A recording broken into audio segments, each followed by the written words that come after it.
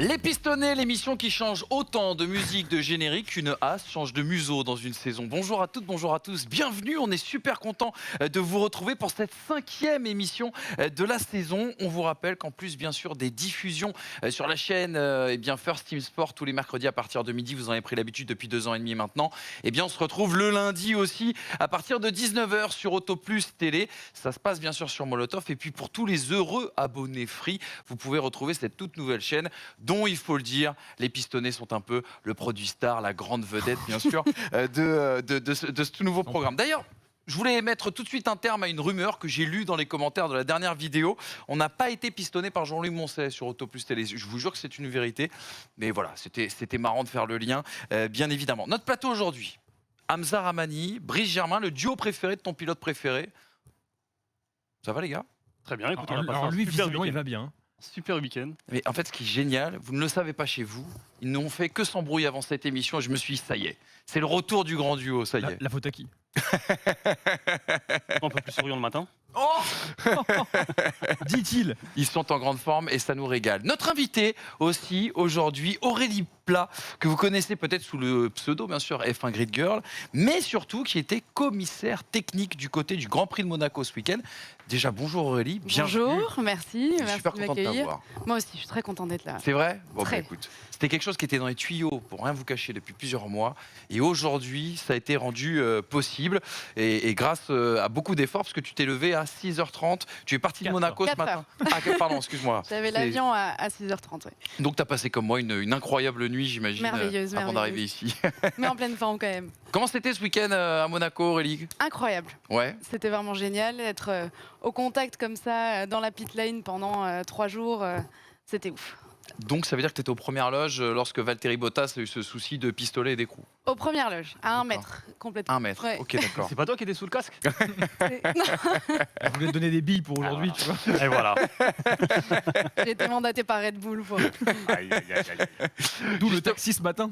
Tout le taxi ce matin, en effet. Regardons le sommaire un petit peu justement de cette émission et tous les thèmes qu'on va aborder avec Hamza, avec Brice, avec Aurélie, avec le débrief surtout et bien de ce Grand Prix de Monaco 2021. Il ne s'est pas passé grand-chose ce dimanche, mais samedi, il fallait bien être connecté pour ce qui était peut-être l'une des séances de qualification les plus intéressantes de cette saison. Le décryptage, et justement Aurélie, on va s'intéresser à ton rôle, celui de commissaire technique. Essayer de comprendre comment, de fan de F1, on devient commissaire technique. Qu'est-ce qui t'a poussé à tenter cette aventure et quel a été surtout ton métier sur place et qu'est-ce que la FIA t'a demandé de faire. Et puis le grand débat qui sera consacré au vainqueur de Monaco, Max Verstappen. De petit Max à grand Max Verstappen. Est-ce que justement, il est en train de rentrer dans une toute nouvelle dimension, l'ami néerlandais? On aura l'occasion d'en débattre tous ensemble, bien évidemment. Et puis le quiz post-Monaco 2021, vous allez voir, ça se pose toujours un peu en toute détente, à la bonne franquette, comme disaient bien sûr mes parents. Avant d'aborder ce beau programme, les amis, comme en course, il faut faire chauffer les pneus avant de démarrer. C'est l'heure du tour de chauffe, bien évidemment. Avec ce sujet, c'est peut-être l'une des plus grandes réjouissances, en tout cas de ce début de saison, lorsqu'on est français et qu'on aime ce gimmick cocorico. C'est cette victoire de Théo Pourchaire en F2, sa première victoire à Théo Pourchaire qui a réalisé le week-end parfait. Plus jeune poleman déjà de l'histoire de la F2 pour sa première participation à Monaco. Sa deuxième course, on le disait, en F2. Lui qui a quand même collé une demi-seconde à la concurrence avec une masterclass. Je vous conseille, si vous ne l'avez pas encore fait, d'aller voir un petit peu le on-board de ce tour de qualif qui était de toute beauté. Et il est devenu samedi le plus jeune vainqueur de l'histoire également en Formule 2 dans une course menée de bout en bout, une gestion parfaite, l'intelligence de course qu'on connaît à Théo Pourchaire et une victoire, il le disait, presque à domicile puisqu'il évoluait à 30 minutes de la maison. Théo Pourchaire, qu'on a vu sur ce plateau il y a maintenant un an, un petit peu plus d'1 an, il nous régale, il ne fait que progresser ce garçon. Un petit mot sur sa performance, les gars, déjà. C'est son deuxième week-end complet cette saison, parce qu'on ne va pas forcément prendre l'année dernière qui était un apprentissage un peu particulier, avec une voiture qui n'était pas celle qu'il allait conduire. Son deuxième week-end, c'est Monaco, c'est quelques tours avant la pole, c'est juste impressionnant, je trouve. Moi, il m'a encore plus impressionné sur la deuxième course sprint. Ouais. Plus la deuxième ou la première, deuxième, où je le vois se laisser dépasser pour ne pas aller chercher l'accrochage avec Yuri Vips. Je l'ai trouvé d'une intelligence et d'un sang-froid pour un pilote de F2 qui sont souvent très agressifs, très dans le combat, très dans le dépassement pour se montrer. Lui se montre par le fait de ramener les points, donc je trouve qu'il est déjà tellement mature que ça en est impressionnant. Et puis Monaco, c'est jamais du hasard de toute façon quand tu gagnes à Monaco. Donc effectivement, maintenant, il faut confirmer sur la durée, sur l'ensemble de la saison. Mais effectivement, ce début de saison, pour un rookie, il est quand même assez prometteur. Et en plus, cerise sur le gâteau, il y a Monaco. Tu l'as vécu de l'intérieur, toi, Aurélien. Oui, en plus. Non, mais c'est assez incroyable avec Théo Pourchère parce que quand il était sur ce plateau, justement, il y a un an, avant de commencer sa première saison en F3, il avait dit bon, je viens, je vais voir, je vais prendre mes marques, on va voir ce que ça donne. Et bim, fin de la saison, il est vice-champion à juste quelques points de Piastri. Ça joue sur la dernière course en plus. Et puis là, direct, il passe en F2 et au bout de 2 manches, il gagne à Monaco. Voilà, le plus jeune avant lui à gagner en F2, c'était Lando Norris. Donc on lui souhaite la même chose. Est-ce qu'on a le droit de s'enflammer un petit peu, les gars? Parce que souvent, moi je suis souvent comme ça, je déteste notamment en Formule 1, mais dans d'autres disciplines, quand on s'enflamme pour des exploits de jeunes sportifs français, qu'on leur voit tout de suite un avenir. Mais là, quand on voit la partie qu'il a réalisée ce week-end, est-ce qu'on a le droit un petit peu de s'enflammer? On peut s'enflammer sur le fait que c'est sa première saison et on peut rêver, pourquoi pas, parce que c'est un jeune pilote qui arrive en F2 et qui tout de suite a des résultats.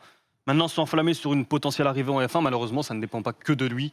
Et c'est ça peut-être le plus frustrant dans l'histoire, c'est que ça ne se jouera peut-être pas au mérite.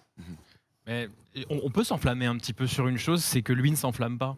Oui, c'est vrai. Je le trouve tellement stable, tellement dans la progression. Et en fait, c'est pas comme s'il nous surprenait là, il nous surprend depuis 1 an et demi. Donc moi je trouve que c'est constant dans la surprise, constant dans l'évolution, constant dans la performance. Donc s'enflammer pour... Enfin, s'il y en a un pour lequel je m'enflammerais, c'est lui en tout cas. Est-ce que tu es d'accord sur le fait que c'est le chouchou des commissaires? J'ai vu des tweets passer de certains commissaires, je crois, de piste cette fois-ci, même d'autres commissaires techniques, qui disaient ça a été le seul à nous saluer, ça a été le seul à jouer le jeu avec nous. Est-ce que tu as pu, toi, le ressentir ou pas du tout? J'étais pas commissaire sur la F2. Ouais. Il faut savoir que la F2... est dans les stands juste au moment de la course et ensuite ils partent à un autre endroit. Ils étaient au parking des pêcheurs sous le rocher. Du coup j'ai fait un petit tour là-bas mais il y avait personne donc malheureusement je l'ai pas vu. Mais ça ne m'étonnerait pas en tout cas. On l'a toujours vu très sympathique avec tout le monde. Donc, Clairement, presque showman le garçon, on l'a vu et on l'a reconnu bien sûr dans sa radio. Voilà pour le tour de chauffe, les pneus ça y est sont bien chauffés, on va enclencher la première et puis tout de suite démarrer sur ce débrief d'un Grand Prix de Monaco. Oui, il faut le dire, ce dimanche, nous devant notre télé, on a parfois basculé un peu dans la sieste. Ouais.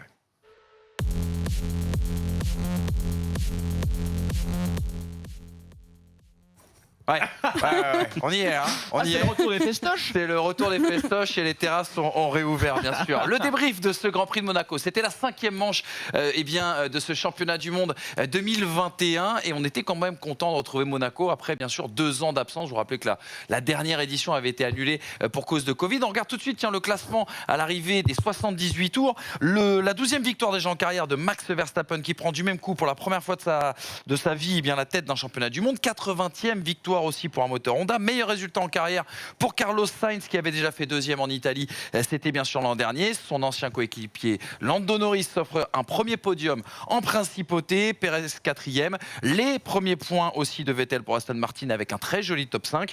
Gasly 6e devant Hamilton, c'est quand même à noter. Et puis Stroll, Ocon et Giovinazzi qui complètent bien sûr ce top 10. Ceci nous emmène naturellement, vous en avez l'habitude, aux 4 enseignements de ce Grand Prix de Monaco 2021. Leclerc maudit. Maudit est peut-être pas le bon qualificatif parce que c'est quand même lui qui est parti à la faute, mais c'est vrai que la malédiction continue. Sainz béni pour l'interrogation parce que le garçon était quand même assez déçu. Mercedes qui perd la tête, il faut le prendre dans les 2 sens, au propre bien sûr comme au figuré. Le 3e enseignement, Ricciardo, et ça bien évidemment, il faut donner, rendre à César ce qui appartient à César. C'est notre ami Brice Germain qui a trouvé ce titre. Et puis le top flop, il y aura du Pirelli, il y aura du Vettel, il y aura aussi du Fernando Alonso. On attaque tout de suite sur Ferrari. On attaque plutôt sur les mésaventures de Charles Leclerc. Et puis ce beau podium quand même pour Carlos Sainz Jr. Encore un cauchemar monégasque pour Leclerc.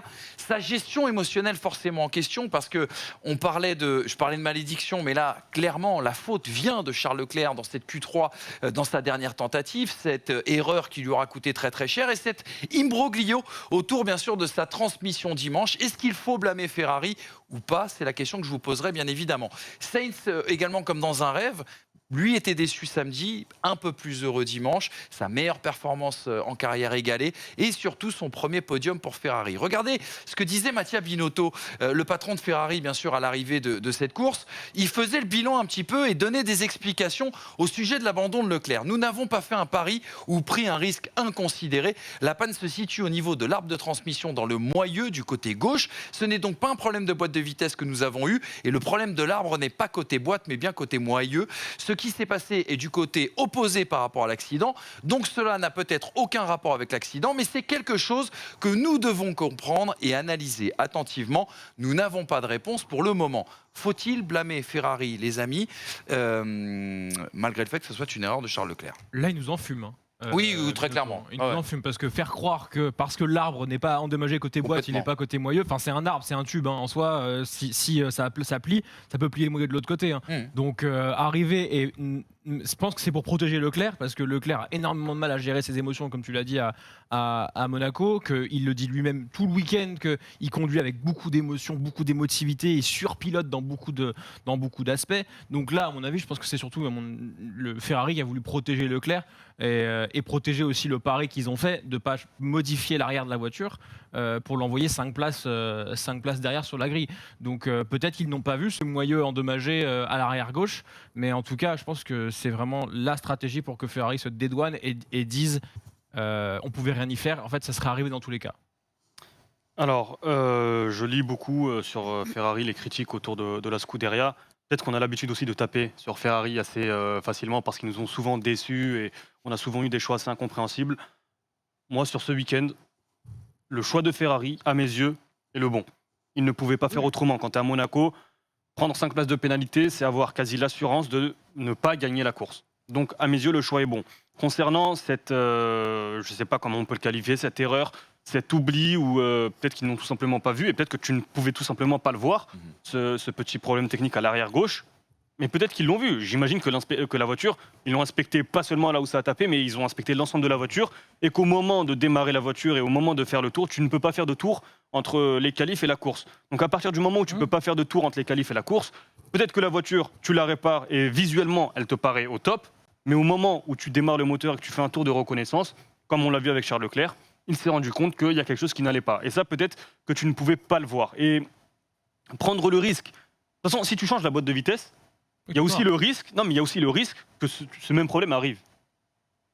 Ouais, en fait, ils l'ont pas anticipé ce problème de transmission. Ils sont focalisés sur la boîte. Ils ont complètement démonté et remonté dans la ligne. Et sur l'arrière droit, c'est-à-dire là où ça avait cogné et là où le choc aurait pu endommager quelque chose, effectivement. Mais en termes de vibration et surtout sur un tube, encore une fois, un tube peut amener les dégâts jusque là où il va. Donc, je pense vraiment qu'ils ont vu toute la voiture. Moi, ça peut pas me sembler cohérent qu'une écurie en F1, quand une voiture elle est fracassée, soit à droite, à gauche, devant, derrière, elle ne fasse pas une inspection générale. Ah, mais l'inspection peut-être, mais je pense qu'ils ont pris les risques sur certains trucs sur lesquels ils avaient des doutes. Mais le risque, fallait le prendre à Monaco. Oui, je suis d'accord. Tu le fais en Belgique ou en Italie, le risque, à mes yeux, ne vaut pas la chandelle. Là, ils s'en défendent. Mais là, en l'occurrence, à Monaco, Ferrari a fait ce qu'il fallait faire. Aurélie, qu'est-ce que tu as pensé du week-end de Ferrari? Parce que très vite en essai libre, on s'est dit, il y a peut-être un coup à jouer pour Ferrari, peut-être une pole, peut-être une victoire, même on s'est pris à rêver. Est-ce que c'était le sentiment un petit peu aussi sur place? Alors, sur les essais libres, on est toujours assez prudent parce qu'on se dit, est-ce que certains cachent leur jeu? Est-ce que, bon, à partir des essais libres 3, là, on se dit quand même, il y a quelque chose. Et effectivement, la pole, pour le coup, était assez inattendue, enfin pour ma part en tout cas. Je pensais qu'au moment des qualifications, ce serait la Red Bull de Max Verstappen. Bon. On peut dire qu'avec ce tour annulé à cause du drapeau rouge, il aurait pu l'avoir. Mais je pense là-dessus qu'on ne peut pas vraiment blâmer le team parce que ils ont fait avec ce qu'ils ont eu en fait. Et malheureusement, c'est l'erreur de Charles Leclerc. On le voit, est-ce que c'est par précipitation? Est-ce que c'est manque de concentration? Il avait la pole, c'est dommage de partir à la faute comme ça. Ça m'a fait penser un peu à Bakou 2019. où il avait tout en main pour avoir une pole ou du moins être sur la première ligne, et puis il part sur une erreur. Voilà, donc je pense que c'est ce qui le différencie encore d'un grand pilote. Il est encore jeune, il a encore du temps devant lui, il va en refaire d'autres des poles, et voilà, c'est juste un peu dommage parce que c'est son Grand Prix. Puis c'est le taux de conversion aussi de ces pole positions. On est à 8 pôles, 2 victoires. Donc on est sur 25% de conversion. Max Verstappen, c'est 2 pôles, 12 victoires. Après, à Monaco, il y a quand même plus de chances, Oui, une mais fois qu'on a la pole, de Oui, gagner. pour le coup, C'est ouais. pour ça que c'est vraiment dommage à la Oui. maison qu'ils ne puissent pas prendre le départ. On l'a vu avec Et- Hamilton, je crois que c'est l'année dernière, où il y a 2 ans, il avait son problème de boîte de vitesse.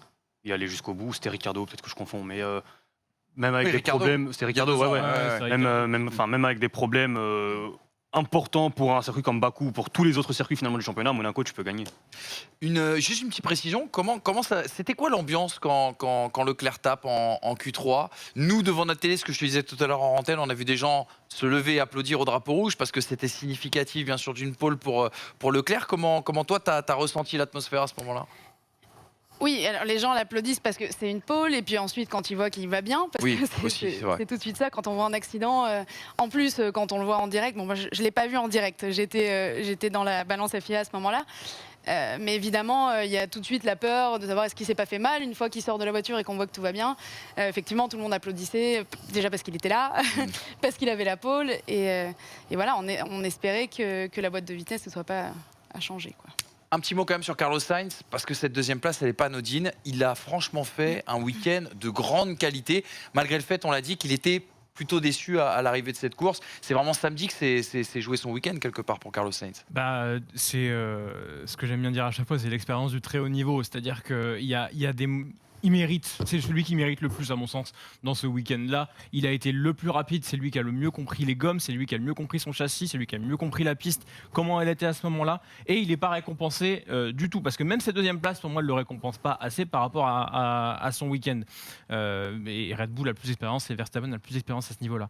Mais Carlos Sainz, vraiment, ce week-end, montre qu'il est devenu un grand pilote dans le sens où miette par miette, étape par étape. C'est pas quelqu'un qui a eu à un moment donné une fulgurance où on s'est dit wow, d'un coup, machin. C'est pas Charles Leclerc qui passe de Sauber à Ferrari, c'est pas Verstappen qui passe de Toro Rosso à Red Bull d'un coup. Sainz, il gratte position par position depuis 5 ans et au final il arrive à cette deuxième place là qui est amplement méritée, et on se dit que c'est logique quand on voit ses performances depuis le début de la saison avec Ferrari. Il n'a pas grand chose à envier à Charles Leclerc. Non, franchement c'est très impressionnant ce que fait Sainz, je trouve. Le regret, il est de se dire qu'il n'aura peut-être pas l'opportunité De le refaire. signer un week-end aussi complet au moins cette saison. Après, bon, je ne vais pas me répéter, j'en parlais déjà il y a 2 semaines, moi je m'attendais vraiment pas à le voir à ce niveau aussi rapidement. Exactement, on sera tous d'accord autour de cette table pour dire que c'est parmi ceux qui ont changé d'écurie, c'est celui qui réalise le meilleur début de saison là pour le moment. Oui. Après, il a changé pas mal d'écuries, donc je pense que C'est vrai, ça doit l'aider à s'adapter. Mais Qui a plus bossé que lui cet hiver, hein? C'est Parce que aussi. dès la fin de saison, je crois qu'une semaine après, il était à Maranello, il n'en a pas bougé Il a vécu à Maranello en janvier, il est resté. de l'hiver, quoi. Donc ça paye aussi, et c'est juste, franchement, parce qu'il fait vraiment un début de saison méritoire. Et là, cette deuxième place, elle récompense vraiment Carlos Sainz, je trouve. Exactement. Deuxième enseignement, attention, c'est mine grise chez les gris, chez les noirs même on peut dire, puisqu'ils ont changé de livret, vous le savez. Mercedes qui a complètement perdu la tête, je le disais au sens propre comme au sens figuré. Cette W12 déjà en difficulté tout au long du week-end, pas de rythme, difficulté aussi pour les pilotes à la maintenir en piste. Cette question, moi, que je me suis posée en préparant cette émission, est-ce que c'était pas un peu la troisième force ce week-end, ce qui paraît complètement aberrant, même si Monaco c'est particulier bien évidemment, et on ne pourra pas tirer de conclusion par rapport à tout ça. L'écrou grippé de Bottas, le seul espoir de podium pour Mercedes qui part en fumée comme ça en l'espace d'une minute. Et puis surtout la colère noire d'Hamilton, sa voiture en régression entre jeudi et samedi. Cet undercut raté qui lui coûte 3 places à l'arrivée. Et les explications, on va commencer notamment avec celle, me semble-t-il, de Lewis Hamilton. Vous allez voir qu'il était vraiment pas content. Il a résumé son week-end très facilement. C'est un week-end de merde. Nous faisons toutes ces discussions avant la course et nous n'appliquons rien. Il faut que nous discutions de tout cela en équipe, en coulisses. Je n'ai pas d'autres commentaires. Même un verre de lait d'amande n'a pas suffi à calmer Lewis Hamilton. Réponse de Toto Wolff qui a essayé tout de suite d'éteindre un petit peu l'incendie. C'est une séquence d'émotions intéressante car lorsque vous réalisez que vous êtes confronté à l'échec, la colère à ce moment-là s'installe. Le psychologue Toto Wolff. Il s'agit d'un phénomène tout à fait normal et vous devez rester maître de vos émotions et vous dire bon, c'est comme ça. Que pouvons-nous faire maintenant pour optimiser la situation? Le pragmatique autrichien qui a quand même bu un peu la tasse, il faut le dire, ce week-end. Mercedes, véritable faillite. On sera tous d'accord là-dessus autour de ce plateau. Et dans les déclarations d'après-course, j'ai l'impression qu'ils n'ont toujours pas compris pourquoi ils ont failli, alors que ça avait l'air quand même assez clair. Enfin, que l'undercut n'était pas du tout la bonne stratégie, que Bottas c'est différent, mais ce qu'ils ont réalisé là, c'est juste en fait une mécompréhension de cette course. Ça arrive, et à Monaco, ça leur arrive régulièrement. Mais là, pour le coup, je trouve qu'ils n'ont pas admis encore le fait que c'était pas la bonne stratégie, point barre. Encore une fois, en termes stratégiques, ils nous ont tellement habitués, rien que le précédent Grand Prix, que moi, je veux bien laisser passer une erreur, une mauvaise lecture de course, ou tout simplement un pari manqué. Ça peut être aussi tout simplement ça, un pari manqué. Ils pensaient peut-être qu'avec Hamilton... Après, moi, ce qui m'a un peu plus dérangé, c'est Lewis Hamilton dans son comportement. Ah ouais. On l'a senti assez nerveux à la radio. On l'a vu même en fin de course. Il n'a pas hésité à mettre des tirs à son équipe. Il a dit que ce week-end, cette course, n'avait pas forcément d'enseignement sur lui. Mais pour l'équipe, ça allait être important de savoir ce qui n'allait pas. On l'a connu un peu plus team spirit. Et effectivement, c'est assez rare de le voir comme ça. Lewis Hamilton, on l'a senti tout simplement impuissant sur ce week-end. Samedi, il dit quand même, il va falloir ressortir la planche à dessin. Ouais. Quand même, c'est quand même assez Il n'a plus équivoque. l'habitude, il a plus l'habitude de galérer comme ça. Donc forcément, on l'a senti frustré. On n'a pas arrêté de l'entendre à la radio. Et puis au-delà de la stratégie Mercedes qui était mauvaise, ils sont qualifiés P3 et P7. Enfin, je ne sais pas la dernière fois que c'est arrivé à Mercedes, mais ils n'étaient pas là. Et ensuite, on rajoute à ça l'écrou de Bottas qui est forcé à abandonner et cette mauvaise stratégie au stand, qui ne ressemble pas à Mercedes d'ailleurs. Ils ne nous ont pas habitués à ça d'habitude, mais bon, il faut bien que ça arrive de temps en temps. Et voilà, c'était ce quand week-end. ils se plantent, Mercedes, Ouais, c'est en beauté. C'est jamais dans la demi-mesure. Ils le font sur une course et bien Et puis après, proprement. tu as 22 courses où tout va se passer, mais royal. Mais après, de toute façon, même sans les erreurs de Mercedes, la voiture n'est pas faite pour cette piste. Bottas, il en a tiré le maximum en qualification. Il est 3 dixièmes derrière ou 2 dixièmes derrière, je ne dis pas de bêtises. Et Hamilton, c'est un mauvais pari de réglage qu'il fait le jeudi, qu'il fait le samedi matin et dont il n'arrive pas à se débatouiller parce que le gars prend 8 dixièmes quand même en qualification par Charles Leclerc. On a quand même cru rêver un petit peu samedi. Moi, je trouve vraiment que la problématique de Mercedes ce week-end, ça a été le fait de sa qualité d'habitude, à savoir ne s'occuper que d'elle-même. Généralement, elle est insensible totalement à la pression qui est extérieure. Et là, elle n'a pas compris, par exemple, que les pneus de Gasly seraient largement plus performants au moment où Hamilton allait ressortir. Et c'est logique. La Mercedes a du mal à chauffer ses gommes, les autres ont plus de facilité à chauffer leurs gommes. Hamilton ne va pas réussir à chauffer des gommes médium en un tour. C'est pas possible. Donc, elle n'a pas compris la course ce week-end. Ça arrive. Et c'est étonnant parce qu'en qualification, on a bien vu que les pilotes avaient besoin de 2 tours, par exemple, pour chauffer leur soft. Donc, quelque part, tu savais que... Et c'est des médiums que tu mets à ce moment-là. Exactement. Donc, tu auras plus de difficultés. L'undercut ne fonctionnera pas. Enfin, c'est compréhensible. Enfin, c'est compréhensible dans les données. Il y avait quand même tout sur le papier. Après, évidemment, c'est facile a posteriori de dire ça. Je suis d'accord. Mais en attendant, les données, ils les avaient. Ouais, et là, c'est une plantade. Peut-être que pendant la course, ils ont vu une petite fenêtre, une toute petite opportunité. C'était le moment où jamais. Tu avais 10 secondes ou 20 secondes ou 1 minute pour prendre la décision. Ils l'ont tenté, ça n'a pas marché. Et si ça marche, on est tous là à dire c'est des génies. Cette fenêtre, c'est celle où il n'y avait pas de trafic. Et ils sont rentrés là-dedans. Et ils n'ont même pas communiqué avec Hamilton. C'est là aussi il y a un gros problème. C'est que ce week-end, ils n'ont pas communiqué avec Hamilton. D'habitude, ils lui disent qu'est-ce que tu veux, machin et tout. Hamilton dit lui qu'il a économisé ses gommes pour aller plus loin et il l'arrête. C'est là qu'on peut comprendre. Où est la communication ? C'est là qu'on comprend effectivement la frustration de Lewis Hamilton quand tu fais une première partie de course à l'économie. Bah ouais. Finalement, tu te dis tout ça pour ça en fait. Et alors, je dis pas qu'en attaquant à fond, il serait passé plus facilement sur Pierre Gasly, mais effectivement, on peut comprendre la frustration d'Hamilton. Et de l'autre côté, Valtteri Bottas, comme par hasard, le problème il arrive sur Bottas. Et depuis son arrivée en 2017, je crois qu'il y a eu 7 abandons. Sur les 7 abandons, 5 sont causés par Mercedes ou par la voiture. 2 sur les 4 dernières courses, 0 sur les 54 dernières pour Hamilton. Ça en dit long, en effet. Vous avez évoqué Pierre Gasly, un petit cocorico quand même, parce qu'il fait top 6 sur cette course. Je pense qu'on peut se satisfaire, même si on ne peut pas tirer d'enseignement sur la qualité de cet AlphaTauri à partir de cette performance-là. C'est quand même une super performance. Par contre, on peut tirer des qualités sur le pilote qui a maintenu Lewis Hamilton derrière lui, avec la pression qu'on s'imagine. Il a fait aucune erreur, il a fait une super course et au final, c'est des beaux points pour AlphaTauri. On enchaîne sur le troisième enseignement, les amis, avec un garçon qui est un peu pâle depuis le début de cette saison, qui a perdu le sourire. On avait commencé d'ailleurs, Jean-Louis Moncey nous disait « Attendez, parce que lui, il a une réputation un peu de garçon surcoté. » C'est Daniel Ricciardo, ce move du côté de McLaren, qui pour le moment en tout cas ne porte pas ses fruits. Alors on va rester patient, dès qu'au début de saison, c'est que la 5e course. Mais il y avait quand même l'ultimatum d'Andreas Seidel, bien sûr, qui disait « Bon, on va lui laisser du temps jusqu'à Monaco, puisque c'est sa piste préférée qu'il a l'habitude, bien sûr, de performer. » Il devait réduire l'écart avec Lando Norris et ça n'a pas été du tout le cas. Il s'est fait manger en qualification, il ne sort pas de Q2, il pointe à 1 seconde de Norris, ridiculisé aussi également en course puisqu'il termine à 1 tour de son coéquipier derrière les 2 Alfa Romeo. Et surtout, il ne prend aucun point, Daniel Ricciardo. Regardez cette déclaration justement du pilote australien à l'arrivée de cette course. Tout le week-end, j'ai été à 1 seconde de mon coéquipier, mais ça ne peut pas venir du fait que je suis moins bon ici. C'est un peu un mystère pour moi. Je ne dis pas que je devrais être à 1 seconde plus rapide, mais je ne me souviens pas de la dernière fois où j'étais si loin derrière. Je n'arrêtais pas de penser que le tour n'était pas si mal. Puis je regarde les temps et je suis loin derrière. Je n'ai pas de réponse et je n'en aurai pas avant Bakou. Daniel Ricciardo qui a perdu le sourire, mais qui a gardé son masque, bien évidemment. Je voulais te relancer là-dessus, Brice, parce qu'on en a parlé samedi ensemble. Dans cette citation, il y a un truc très intéressant, c'est quand il dit « J'avais la sensation d'aller vite, et quand je regardais le chronomètre, C'est horrible. finalement, ça n'allait pas. » Quand je te l'ai montré, cette citation, tu m'as dit un truc qui m'a beaucoup intéressé. En fait, d'un point de vue pilotage, quand tout va bien, c'est signe qu'on est censé pas pouvoir tirer plus de la machine et qu'on fait corps avec cette machine.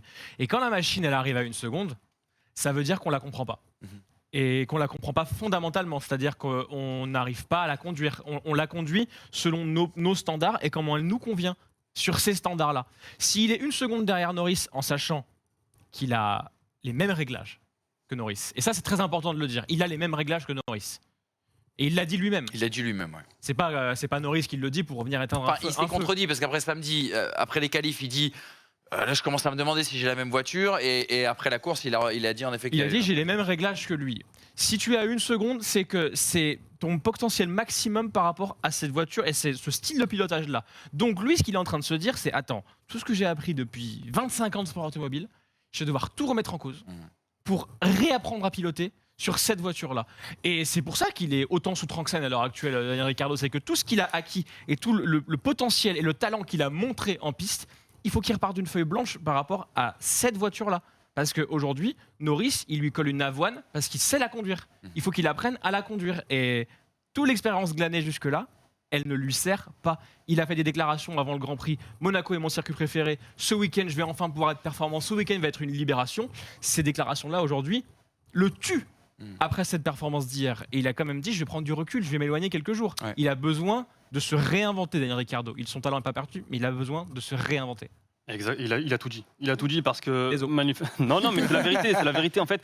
Il doit réapprendre à piloter. Et là, c'est peut-être le plus compliqué pour un pilote parce que tu dois habituer ton corps, tu dois habituer ton cerveau à avoir des manœuvres différentes. Tu le dis, il pilote. Alors, je ne vais pas aller sur ces 20 ou 25 dernières années, mais il a dû se réadapter à chaque fois. On l'a vu lorsqu'il arrive chez Renault, il était chez Red Bull, et on se souvient de ses dépassements chez Red Bull, il faisait le frein à chaque fois en bout de virage. Quand il est arrivé chez Renault, ses premiers Grands Prix, il a tenté de faire la même, ça passait pas. Non. Donc il a pris du temps, ça lui a demandé un peu de temps, ça lui a demandé un nouvel apprentissage de la monoplace, comment conduire différemment. Il a mis un peu de temps, mais il a réussi finalement à dompter cette Renault. Et avec McLaren, je pense que ce sera pareil. Il faut apprendre à comment freiner, comment prendre le virage, peut-être. En fait, juste piloter différemment. Et ça, le plus compliqué, je pense, c'est de prendre cette habitude, en fait. Au niveau du cerveau, toute proportion gardée, c'est comme si je disais, t'es droitier, tu vas écrire avec la main gauche.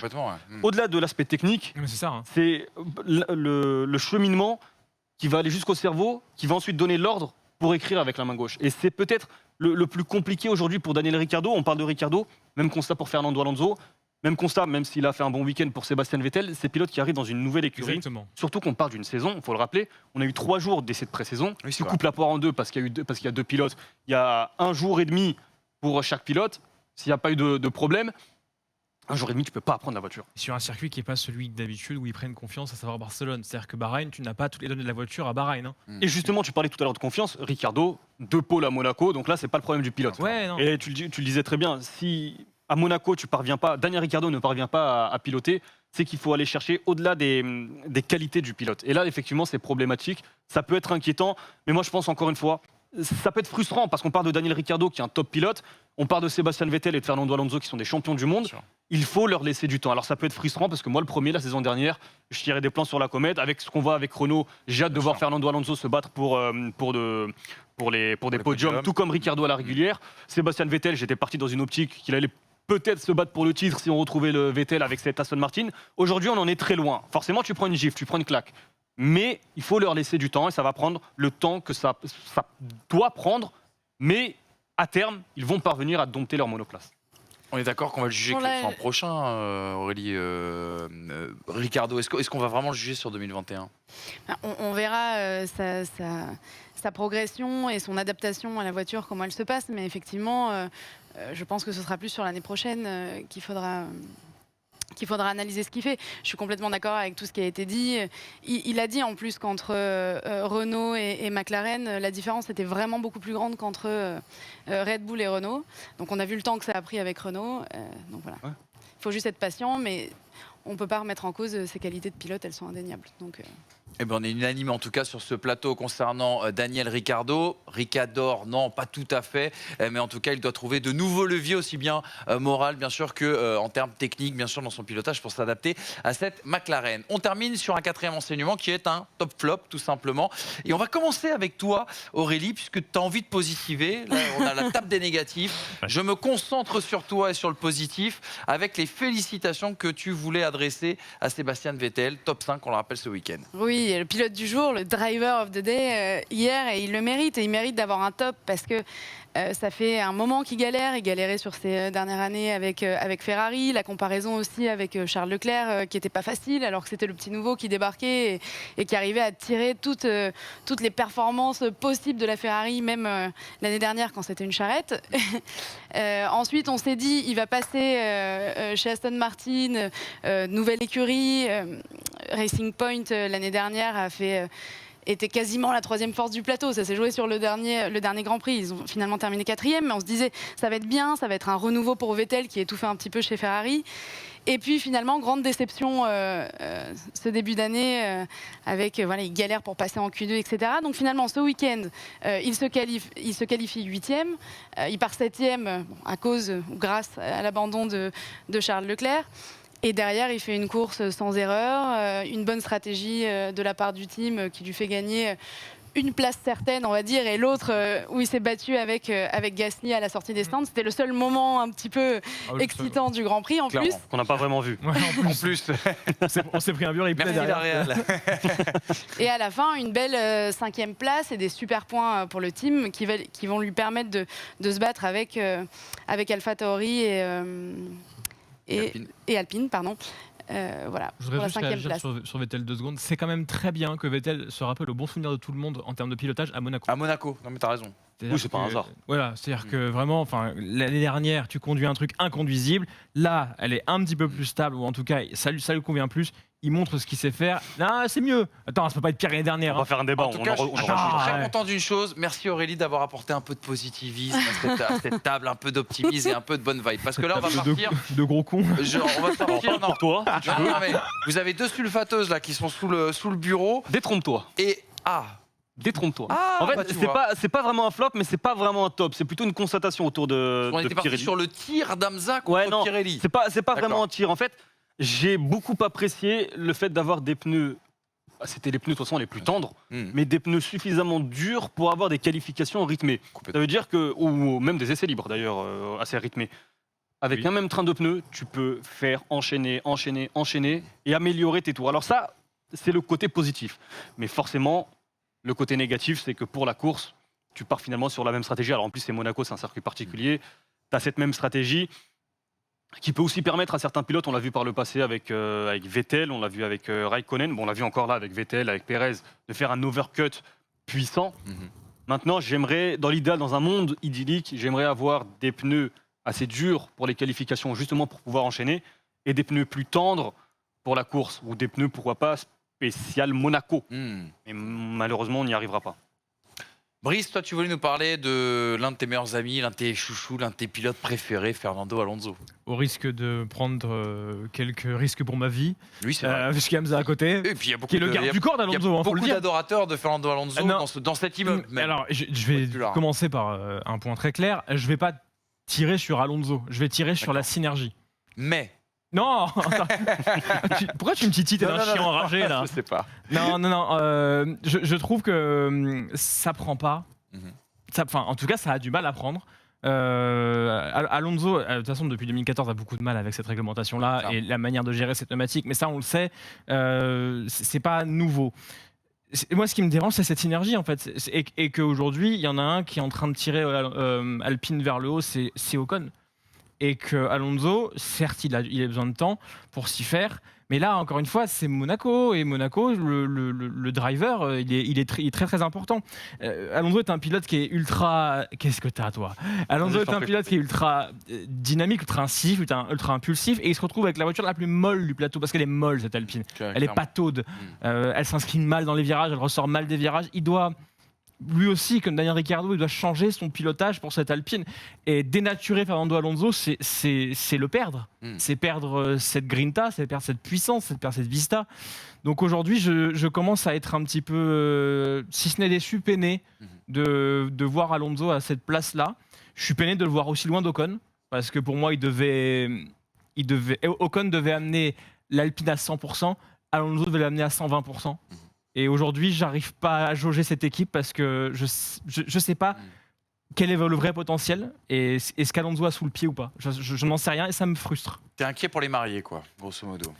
Ouais, j'ai l'impression qu'ils se sont mariés sur les bases d'une amourette d'il y a 10 ans et qu'au final, ils ont changé de caractère tous les deux un peu. C'est magnifique. Enfin, là, je suis presque ému. Quelqu'un a aux des larmes. violons, non? Mais ça nous rappelle tous une histoire qu'on a tous vécue un jour, bien sûr. Allez, un petit point sur le classement du championnat du monde et des pilotes et des constructeurs après avoir refermé ces 4 enseignements. Vous dire déjà que Max Verstappen, je le disais tout à l'heure, événement, est leader du championnat du monde. C'est la première fois de sa carrière pour 4 petites unités devant Lewis Hamilton. Autre événement quand même, c'est Lando Norris à la 3e place qui désormais compte 9 points d'avance sur Valtteri Bottas. Bon, on n'est qu'au début de saison, mais il fallait absolument en parler. L'autre événement, c'est Red Bull qui, pour 1 point, reprend la tête des constructeurs.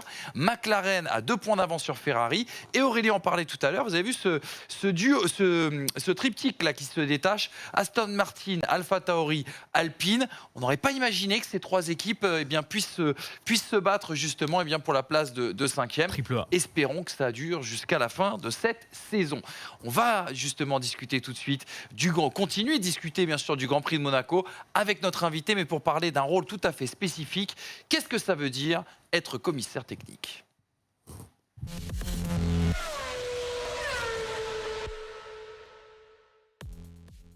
Le décryptage, on s'intéresse bien sûr à un rôle spécifique qui a été occupé par Aurélie tout au long du week-end du côté bien sûr de Monaco. C'est le rôle de commissaire technique. Bonjour Alex Caldi. Bah ça va, comment ça va? J'ai pas demandé encore, Oui, ça va. mais je suis très heureux. Mais il y a que un t'ailles truc très, avec très moi, bien. c'est que Mais t'as raison. j'anticipe à chaque fois. Il J'ai faut aller un vite. énorme Il problème. faut aller vite, le timing est toujours très serré, il le sait Alex, c'est un maestro là-dessus.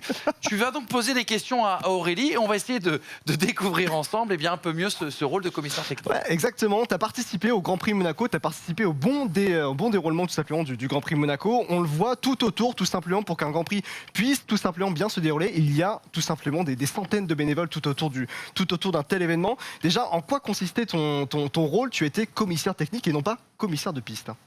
Exactement. Alors, il faut savoir qu'il y a plusieurs corps de commissaires Ouais. dans chaque Grand Prix. Il y a effectivement les commissaires de piste, il y a des commissaires de stand aussi, il y a des commissaires techniques. Et chacun a un rôle assez précis.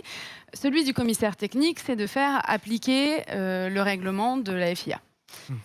Donc, c'est pour moi d'autant plus intéressant parce qu'on est proche des voitures. On était dans la pit lane pendant ces 3 jours de Grand Prix et on est au plus près des voitures.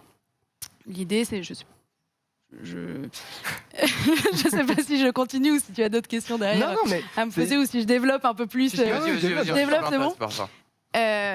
Du coup, voilà, le rôle du commissaire technique pour un Grand Prix de F1, on a des commissaires techniques qui sont assignés aux box. Il y en a un par voiture, et eux ne bougent pas des stands pendant tout le week-end. Et ils notent en fait tout ce que font les mécaniciens, et notamment pendant la période de parc fermé. Et donc ensuite, ces papiers vont à la FIA et ils vont permettre de voir si les écuries ont tout bien respecté. Et il y a un autre pôle de commissaires techniques qui sont avec la balance FIA. Et donc à la fin du Grand Prix, il y a pas mal. Alors c'est pas la balance que l'on voit à la télé à l'extérieur. C'est une balance un petit peu plus complète où on va aussi vérifier le gabarit de la voiture, voir si elle est aux normes, voilà, avec les gens de la FIA. Et c'est toi du coup quand par exemple on le voit notamment pendant les séances de qualification, les séances d'essai libre, on voit les commissaires de la FIA justement dire à une voiture hey, toi tu t'arrêtes à Sébastien Vettel. On se souvient notamment des pilotes Ferrari qui s'énervaient juste avant ça. Est-ce que toi tu faisais partie du coup de ce box qui arrêtait justement les voitures pendant les qualifs ou les essais libres? Alors j'étais à côté. Pour cette pesée-là, c'est la FIA qui gère. Ils ont leur personnel qui est habitué parce que ça va très vite. Les voitures, en plus les stands, l'entrée des stands à Monaco est assez étroite. Et puis il n'y a pas beaucoup de place jusqu'à l'arrivée à la balance. Donc on a vu plusieurs voitures passer, Yuki Tsunoda notamment, et puis une Aston Martin, je me souviens plus laquelle exactement, mais qui ont raté l'entrée à la balance. Donc ils font ça entre rapidement. Nous on est à côté au cas où il y ait un problème ou ils aient besoin de nous. Mais sinon on les aide vraiment sur l'autre partie, c'est la pesée qui prend plus de temps à la fin du Grand Prix. C'est un poste qui est à peu près, j'ai envie de dire, rêvé par tous les fans de F1, être au plus près de l'événement. Comment toi, les gens, je pense, aimeraient savoir justement comment on peut devenir commissaire technique ou commissaire de piste dans un tel événement comme le Grand Prix Monaco. Comment toi, quelle a été la procédure pour toi pour justement intégrer les bénévoles au Grand Prix Monaco? Alors pour chaque événement automobile, vous avez du coup l'Automobile Club qui gère toute cette partie-là. Donc il faut se rapprocher de l'Automobile Club, que ce soit à Monaco ou même dans d'autres événements, dans d'autres pays. Et ensuite, montrer que vous êtes motivé. Pour être commissaire technique, par exemple, il faut suivre une formation. On a plusieurs réunions Zoom.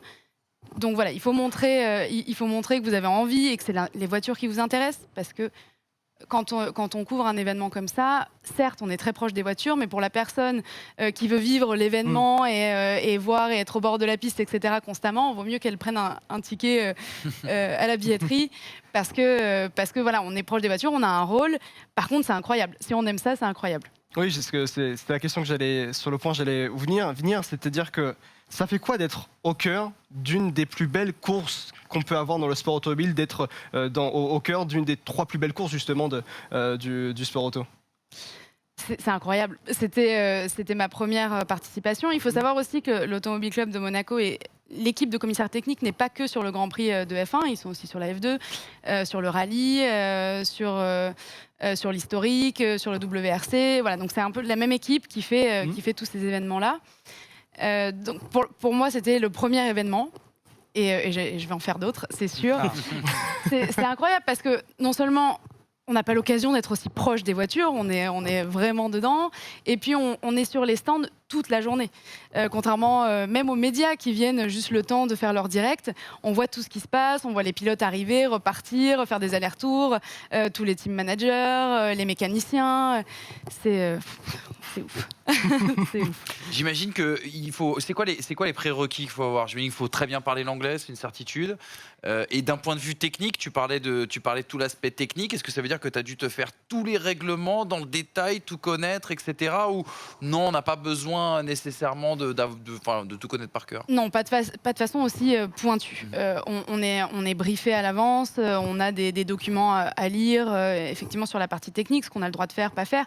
Après, effectivement, quand par exemple on est assigné à un stand et qu'on doit noter tout ce que fait le mécanicien, c'est compliqué parfois de savoir, mais dans ces cas-là, on leur demande, ils répondent, on note, on note l'heure surtout, parce que la FIA après peut regarder avec les caméras tout ce qui est fait. Donc voilà, il n'y a pas besoin d'être ultra calé, on va dire, mais le tout c'est d'être motivé et voilà, de ne pas avoir peur de lire et de se renseigner et voilà. Ok, merci clair. Alex. De rien, avec C'est plaisir. top, super décryptage. Tu reviens surtout pour le quiz. Je regarde l'heure, je suis inquiet pour le quiz, mais ne vous inquiétez pas, on va essayer bien sûr de le tenir. Merci beaucoup Aurélie de nous partager Je vous en prie. cette belle expérience. T'as mis combien de temps entre ton inscription et le moment où tu as été prise? Alors, je commençais à parler avec eux il y a plus d'un an, Ouais. mais bon, le Grand Prix de Monaco Oui, n'ayant pas ouais. eu lieu l'année dernière, voilà, mais quelques mois, oui, je dirais quelques mois. D'accord. Bah écoutez, si vous voulez tenter l'aventure, eh bien n'hésitez pas bien sûr à contacter. Oui. Pardon, je voudrais juste du coup remercier toute sûr. l'équipe technique et le directeur de l'équipe technique de Monaco, Renato Moscati, qui est un ancien ingénieur de Formule 1, c'était l'ingénieur de Fisichella notamment, Ah oui. et d'accord. qui font Ah, un boulot formidable toute l'année. Voilà. Voilà, et bien écoutez, et n'hésitez pas à le contacter bien évidemment si vous aussi vous voulez tenter l'aventure du côté de chez vous. Merci beaucoup Alex, et nous tout de suite on passe au débat.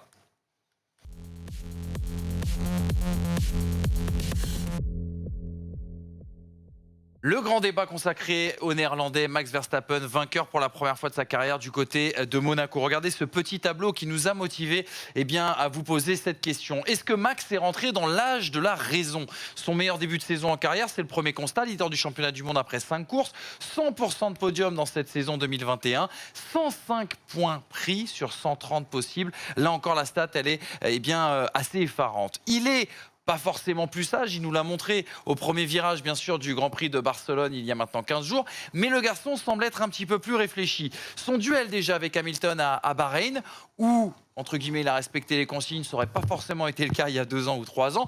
Pas d'erreur à Imola sur une piste détrempée. Le coup du premier virage, je le disais, à Barcelone. L'arrêt décidé de lui-même du côté de Barcelone. Et puis cette première victoire, bien sûr, en carrière à Monaco, qui il a appelé lui-même comme une rédemption par rapport aux erreurs notamment qu'il avait pu commettre par le passé. 2 citations à vous proposer. La première, elle est bien évidemment de Fernando Alonso, qui est un pilote qu'on aime beaucoup et un consultant qu'on adore encore plus. Il est clair que Mercedes est un peu supérieur à Red Bull encore, mais pour moi personnellement, Max Verstappen est le meilleur pilote du moment.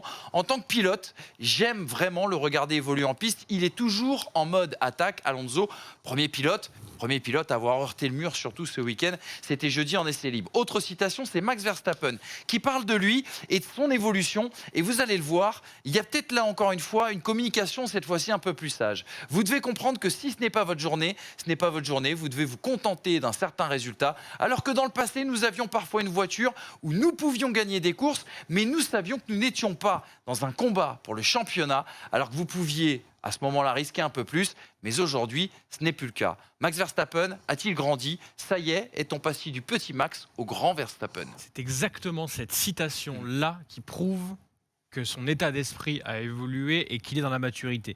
Red Bull, on l'a dit 1000 fois dans cette émission, est une marque qui cherche la visibilité et l'éclat. Forcément, il cherche le coup d'éclat. Il cherche la victoire quand ce n'est pas possible. Sauf que maintenant qu'ils sont arrivés avec cette voiture qui leur permet de jouer le championnat, ils ne peuvent plus avoir cette mentalité de jouer la victoire à tout prix et justement doivent être dans un mode marathon. C'est exactement ce que fait Max Verstappen. Tu l'as dit, 5 podiums depuis le début de saison. Il y en avait déjà 2 avant le début. Non, un avant. Et sur les 7 dernières courses, il a plus de points que Lewis Hamilton. Donc largement, enfin, 2 courses avant la fin de saison. Non, mais tu sais que je te coupe, il y a une statistique absolument incroyable sur ces podiums. Depuis le Grand Prix des États-Unis 2019, sur toutes les courses qu'il a terminées, il est sur 19 podiums en 20 courses. Ouais, c'est généralement en plus Honda qui l'a lâché avec le moteur. Je parle que des courses terminées. Oui, Il y en a justement. pas les avant. C'est-à-dire que les temps faibles, c'est souvent un problème mécanique. Donc Verstappen a changé ça. Ça fait 2 ans qu'on nous dit avec Horner, avec Marco, que Verstappen a évolué, que Verstappen a mûri. Mais ça ne se voyait pas forcément en fait dans la gestion du championnat. Ça se voyait dans la gestion du pilotage. Mais là, maintenant, il faut gérer un championnat. Et je trouve que pour le moment, encore une fois, Verstappen, on aura la réponse s'il est champion, mais en soi, pour le moment, il a vraiment cette gestion qui lui manquait. Et cette gestion qu'on a tant louée chez Lewis Hamilton. Elle lui manquait pas parce qu'il n'avait jamais eu la possibilité de jouer le championnat du monde de Formule 1. Aujourd'hui, c'est la première fois où Verstappen, en tout cas sur ce début de saison, il est en lutte et il a cet objectif en tête, le titre mondial. Il ne l'avait pas avant, il a très bien dit dans sa déclaration. Donc l'année de la maturité, je suis pas sûr parce que Verstappen, on le voit depuis plusieurs années, il a eu des débuts parfois compliqués, chez Toro Rosso, un peu moins chez Red Bull. Mais je trouve que c'est sa régularité depuis quasiment la création des pistonnets qui à mes yeux, est impressionnante. Une autre stat qui est folle, entre la Hongrie 2018 et la Belgique 2019, c'est 21 courses consécutives dans les points. Pire position, pire place à l'arrivée d'une course, une 5e place, aucun abandon. Donc la maturité en piste, en tout cas, je trouve qu'il a réussi à la gagner, tout simplement. Et aujourd'hui, il la bonifie. Mais ça fait des années qu'on voit un Verstappen en progrès sur cet aspect mental. Et aujourd'hui, c'est la conséquence, parce qu'il joue le titre, c'est la conséquence. Et on voit aujourd'hui un Verstappen beaucoup plus... On a l'impression de voir un Verstappen beaucoup plus serein, mais comme il le dit, parce qu'avant, il n'avait pas de titre à aller chercher, donc il prenait peut-être plus de risques. Aujourd'hui, il va peut-être se satisfaire d'une deuxième place. Ouais, entièrement d'accord avec tout ça. Pour moi, c'est pas l'année de la maturité. Cette année-là, ça fait déjà pour moi 2 saisons qui prouvent qu'il a une maturité incroyable et c'est la 3e force du plateau. Et avec une voiture quand même nettement moins bien jusqu'à maintenant que la Mercedes. Alors qu'il y avait à l'époque, pas la saison dernière, mais il y a 2 saisons, il y avait les pilotes Ferrari aussi qui étaient là et qui avaient une bonne voiture à ce moment-là. Est-ce que pour toi, du coup, on doit se poser la question de savoir si c'est Red Bull, c'est l'année de la maturité? Parce qu'en fait, Verstappen, peut-être qu'il est prêt depuis 2 ans, Elle est là, et on s'en rend pas compte, parce que Red Bull n'est pas prêt, avec un moteur qui est un peu défaillant, avec certaines stratégies qui sont pas là. Est-ce qu'aujourd'hui, avec Sergio Pérez en second pilote, enfin, on amène Sergio Pérez en second pilote, avec des stratégies qui mettent le second pilote devant Lewis Hamilton aujourd'hui, Justement, tu sais quoi, on va vous proposer tout de suite le deuxième tableau, parce que c'est une question très intéressante et c'est une très belle relance que tu viens de faire. Il y a 2 aspects en effet qui sont très intéressants. Et la question que j'avais envie de vous poser, c'est a-t-il encore besoin justement de Red Bull ? Enfin une voiture de champion du monde, mais on le sait, en 2021, malgré tout, le développement sera peut-être une clé importante. Est-ce que Red Bull ira justement au bout de ce développement ? On voit aussi également qu'il y a parfois un petit peu de friture sur la ligne, en tout cas dans ce début de saison, avec Max Verstappen qui met énormément de pression, on va dire, sur son équipe. Le leadership qu'il a pris aussi sur les décisions prises par l'écurie. Et puis tu l'as très très bien dit aussi, Brice, la question du numéro 2. Pérez, on sait, qu'il a un rôle quand même important dans les stratégies, notamment en course. Et on l'a vu il y a quelques semaines, je crois que c'était du côté d'Imola. Pas seulement là pour compléter les points, peut-il l'aider aussi à aller chercher ce titre ? Et on a pris 2 citations de l'entourage de Max Verstappen sur lequel je vais vous relancer. On va commencer avec Jos Verstappen, bien sûr son père, qui dit « Ça ne me dérange pas que Max reste chez Red Bull, à condition qu'il lui, alors il y a une Louis, bien sûr, qu'il Louis offre et développe une voiture, bien sûr, pour le titre. Jos Verstappen, l'expert des barbecues allemands, par rapport à ce qui lui arrivait, bien évidemment, saison 94. Et puis aussi son manager, Raymond Vermeulen, qui disait également ceci. Avec Red Bull, c'est clair, nous voulons gagner ensemble, nous en sommes proches, mais ce n'est pas encore assez bon. On a la sensation que le management de Verstappen met clairement la pression sur Red Bull depuis quelques semaines. Alors est-ce que Max Verstappen a toujours besoin de Red Bull ou est-ce qu'il est passé au-dessus de l'institution ? Non, pour moi, il a quand même besoin de Red Bull, dans le sens où ça fait des années qu'ils travaillent ensemble. Il a développé cette voiture. C'est pas maintenant qu'elle arrive, qu'ils ont réussi à fermer le gap quasiment avec Mercedes qu'il faut bouger, quoi. Je pense qu'il faut... Ils ont mis la pression sur Red Bull montre des résultats, maintenant il faut voir. Et effectivement, on attend de voir le deuxième pilote à un super niveau pour qu'il puisse l'aider dans les stratégies au devant de la course. Verstappen a autant besoin de Red Bull que Red Bull a besoin de Verstappen aujourd'hui. C'est indissociable pour l'instant. Exactement. Quelle écurie, parce que je veux bien qu'on parle du talent de Max Verstappen, exactement ça. mais avec tout le respect que j'ai pour Max Verstappen, qui est un pilote d'un immense talent, aujourd'hui aucun pilote n'est irremplaçable, contrairement à une écurie.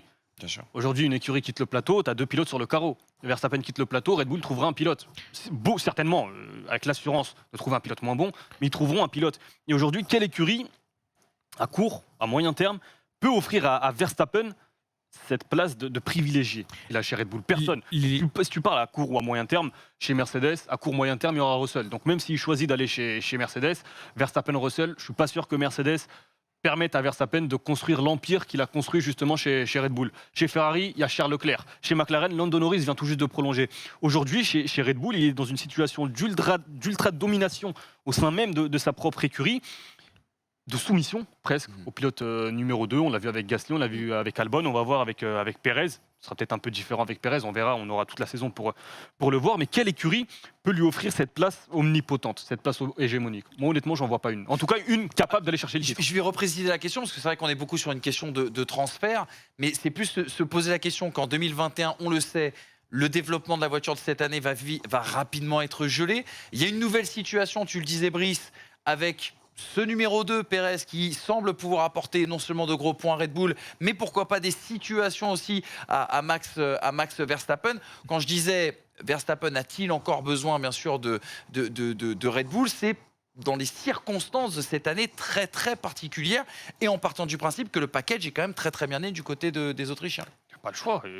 Quelle écurie aujourd'hui peut lui offrir, peut lui garantir presque, parce que Red Bull lui offre quasiment cette garantie de pouvoir lutter pour le titre mondial. Alors effectivement, il y a 2022, on va peut-être voir As au sommet. Non, peut-être pas. Mais il y aura peut-être une redistribution des cartes. Mais en attendant, aujourd'hui, aucune écurie, de toute façon, peut offrir à un pilote la certitude d'être au top en 2022. Personne. Et c'est bien pour ça qu'aujourd'hui, il le sait, il l'a bien compris. En fait, la seule manière de step up, c'est de partir chez Mercedes. Enfin, on a bien compris un truc chez Mercedes, c'est qu'ils n'allaient pas mettre en danger quoi que ce soit vis-à-vis de leur équilibre. Ce qui est important à comprendre et que Max Verstappen a compris, c'est qu'aujourd'hui, il faut qu'il aligne tout pour que ça fonctionne. La voiture, il l'a. Le pilotage, pas besoin de le dire, il l'a. La maturité, il l'a maintenant. Et le moteur, il l'a. Et le moteur, il l'a. Même si, visiblement, il ne faut pas trop aller sur les vibreurs quand même. Il a une problématique. Maintenant, c'est les hommes en interne chez Red Bull et la gestion que Red Bull va faire de son cas, du cas Pérez et de l'intelligence de course. C'est aujourd'hui ça qui manque à Red Bull pour avoir le package de maturité pour aller vers le championnat du monde. C'est ça et uniquement ça. Et Verstappen, de par la décision qu'il prend à Barcelone, par exemple, il montre qu'il n'est pas confiant vis-à-vis de ça.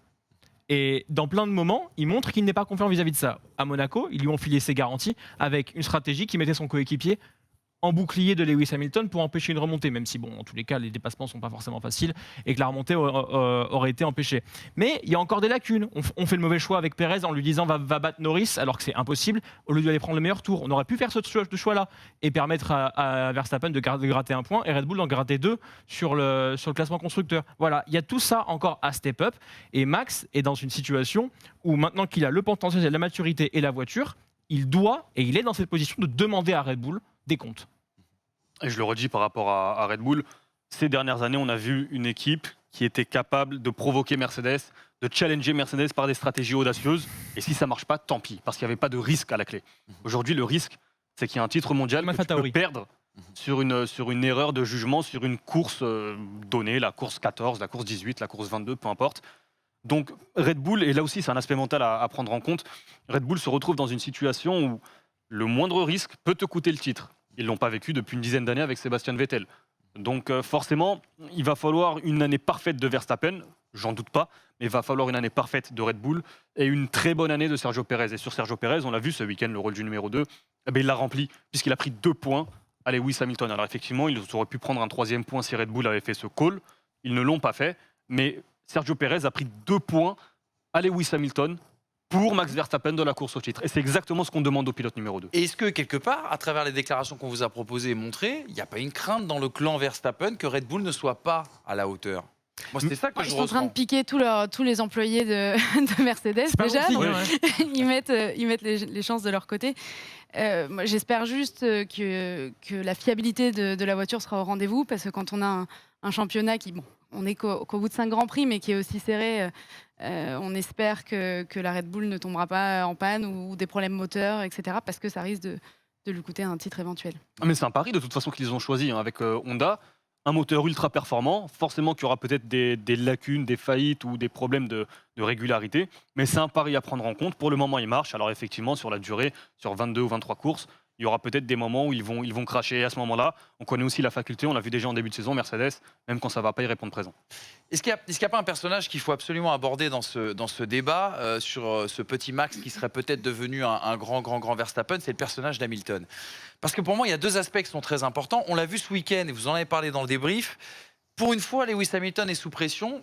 Et j'ai hâte de voir qu'est-ce que ça va donner, Lewis Hamilton sous pression tout au long de cette saison. D'autant plus qu'il y a un deuxième aspect. C'est qu'on connaît la capacité de Lewis Hamilton à à élever son niveau de jeu, notamment sur la deuxième partie de saison. Est-ce que ce duel Max-Lewis Hamilton, peut-être qu'au mois de... On est au mois de mai, hein, oui, c'est ça, on est au mois de mai. D'août, ce sera terminé. Voilà, c'est ça. On l'a vu avec Vettel. Est-ce qu'au mois de mai, c'est un joli mirage et qu'au mois d'août, ça peut être aussi une petite déception? Je vais te dire vraiment un truc de ressenti. 2018, on est bien d'accord que Lewis Hamilton est challengé par Sébastien Vettel. Complètement. Sébastien Vettel est devant au championnat et beaucoup plus largement que Max Verstappen, et ce jusqu'à la mi-saison. j'ai pas vu autant de crainte, de frustration à l'époque chez Lewis Hamilton. Il était beaucoup plus détendu, il était oh bravo à Seb, ils font du bon travail, c'est bien d'être challengé, ça machin. Il dit la même chose, mais il ne montre pas la même chose dans son attitude. Moi, la dernière fois que j'ai vu cette attitude-là chez Lewis Hamilton, sans faire de prédiction ou quoi, c'est 2016. Je le vois très détaché cette saison de la performance. F1 même. Oui, je le vois très détaché. Et de la même manière que je le voyais en 2016. De ce côté un peu plus nonchalant à ce niveau-là. Alors en piste, il répond toujours autant présent, c'est pas tant le souci, mais il y a un écart d'attitude. Il s'énerve à la radio, il est nonchalant en dehors. Je sais pas, je tiens juste à montrer que le ressenti est différent par rapport à d'autres années où il a été challengé et où en 3 ou 4 courses, il est allé tuer la concurrence. Peut-être qu'il va le faire, il a le talent pour le faire, il est supérieur à tout le monde, donc il peut le faire. Mais il montre des signes, peut-être, d'un peu moins de stature, j'en sais rien. J'ai pas ce ressenti, personnellement. Maintenant, il y a une chose qui est indéniable, ressenti ou pas, ça c'est chacun aura son appréciation. Si tu compares 2016 et 2021, Lewis Hamilton, le début de saison de Lewis Hamilton, avant Monaco, il réalisait le meilleur début de saison de sa carrière. Donc je veux bien qu'il soit détaché, ce que vous voulez. Oui, Mais s'il n'y a pas Monaco, on est tous là à dire Lewis Hamilton, c'est incroyable et c'est la vérité. Ce qu'on Oui, a fait c'est il y a vrai. 12 jours, hein, ce qu'on Oui, a fait mais il y a parce 12 que là, jours, c'est vrai. le début de saison C'est vrai. de sa carrière. Donc, Mais c'est de voir, je pense, cette frustration à la radio. Ouais. Ça fait Oui, c'est longtemps surprenant. qu'on n'avait pas. Il fait un week-end plantade total. Lui, Mercedes. on l'a déjà vu. On l'a déjà vu en Allemagne il y a Ah non. 2 ans. Et... Ah, Je sais pas. Je Moi, sais j'ai pas. Là, il y j'ai pas ce il y avait la pluie aussi, tu vois. Là, c'est un problème de réglage. Il fait les mauvais choix tout le long du week-end. Oui, mais c'est Hamilton. Monaco. Et puis, n'oublions pas, on parle d'une saison à normalement 23 Grands Prix. Oui. On en est qu'à la Je suis 5e d'accord course. avec toi. Je suis Les d'accord avec 23 Grands Prix, la régularité, tout à l'heure, on parlait du moteur Honda. Je pense qu'il y a plus de chances de voir le moteur Honda coûter le titre éventuel à Max Verstappen que Mercedes ou Hamilton coûter le titre à Lewis Hamilton lui-même. Voilà en tout cas pour ce débat. Merci beaucoup pour toutes vos réponses. Si je devais faire une synthèse, oui, petit Max est devenu un grand Verstappen. Sera-t-il champion du monde à la fin de l'année? Ça, bien Il évidemment. sera devenu grand Verstappen si. Exactement, Il est s'il champion du monde. et qu'il arrive à battre bien sûr Lewis Hamilton. Les amis, on arrive au bout de cette émission. Il n'y aura pas de quiz cette semaine. On en est tous très tristes. Mais c'est pour mieux revenir bien sûr dans 15 jours après le Grand Prix de Bakou. Aurélie, merci beaucoup d'avoir été avec nous. Merci à vous. Je sais que tu ne pourras pas revenir très vite, mais tu reviens quand tu veux. Hein. Avec plaisir. Avec plaisir. Les gars, merci beaucoup aussi. Merci Alex Caldi, merci à Polo et Tom qui étaient bien sûr en régie aujourd'hui, à la réalisation, au son, aux habillages, à tout. Bref, la First Au micro. Sport, toujours très bien organisé. Et puis, bien évidemment, Auto Plus TV. N'oubliez pas de retrouver cette très belle chaîne, nouvelle chaîne bien sûr, notamment sur le réseau Freebox et puis sur Molotov TV. Il y a de belles émissions d'auto à côté des pistonnés. Si vous aimez l'auto, vous aimez forcément Auto Plus Télé. Bonne journée à toutes et à tous. N'oubliez pas les commentaires aussi en bas de cette vidéo. On se retrouve dans 15 jours après Bakou. Salut.